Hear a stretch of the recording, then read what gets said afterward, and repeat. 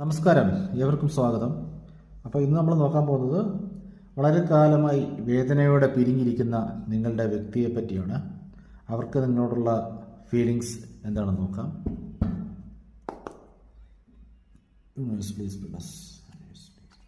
എല്ലാവരും പോസിറ്റീവായിരിക്കുക.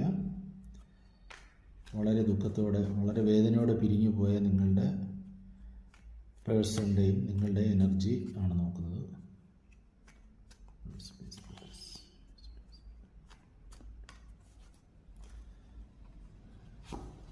First card 7 of cup 8 of cups ആണ്. അതായത് അവർ വളരെ വേദനയോടെ തിരിഞ്ഞു നടക്കുന്ന ഒരാളാണ്. കണ്ടില്ലേ, എല്ലാ കപ്പുകളെല്ലാം കളഞ്ഞിട്ട് അയാൾ തിരിഞ്ഞ് നിരാശയോടെ നടക്കുന്ന ഒരാളാണ്. സെക്കൻഡ് ചാരിയറ്റ് എന്നാണ്. അതായത് കുറച്ച് സ്ട്രെങ്തായിട്ട് വന്നിട്ടുണ്ട്. ഇപ്പോൾ ഒരു പ്രത്യേക ഒരു മനോധൈര്യത്തോടെ അവരിപ്പോൾ മുന്നോട്ട് വരികയാണ്. പിന്നെ 4 ഓഫ് വാണ്ട്സ് ആണ്, ഒരു മാനിഫെസ്റ്റേഷൻ്റെ കാർഡാണ്.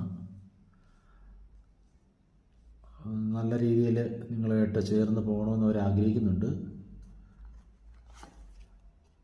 യെസ്, 2 ഓഫ് കപ്സ് വന്നിരിക്കുകയാണ്.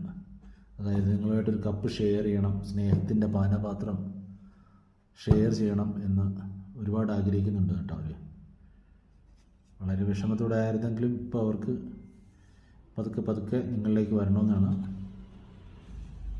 ഓക്കെ, ഒരു കാർഡ് നോക്കാം. 2 ഓഫ് പെൻറ്റക്കിൾസ്. ഇതും ഒരു മാനിഫെസ്റ്റേഷൻ്റെ കാർഡാണ്. അപ്പോൾ എന്തുകൊണ്ടും നിങ്ങളെ അവർ മാനിഫെസ്റ്റ് ചെയ്യുകയാണ്.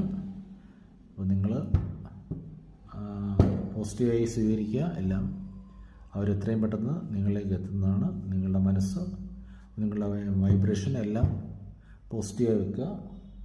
ഓക്കെ, അപ്പോൾ നിങ്ങൾക്ക് ഒരു റീയൂണിയൻ പോസിബിൾ ആണെന്നാണ് ഈ കാർഡിൽ കാണുന്നത്. Okay, thank you.